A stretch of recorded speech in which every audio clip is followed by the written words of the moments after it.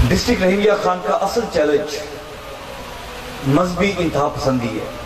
Crime तो देखा आपने, क्रिमिनल के कोई पाँव नहीं होते, क्रिमिनल सबसे ज्यादा बुज़दिल होता है।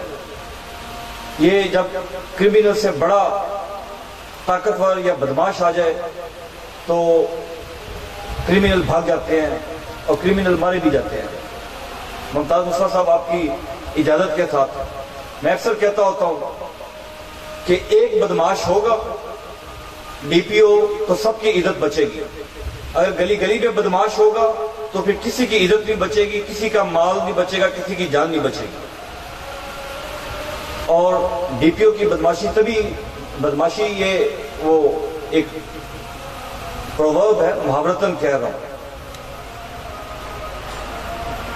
कानून की हुक्मरानी तभी पॉसिबल है जब अफसर और जवान अपने कमांडर के साथ नजरियाती हमआहंगी रखें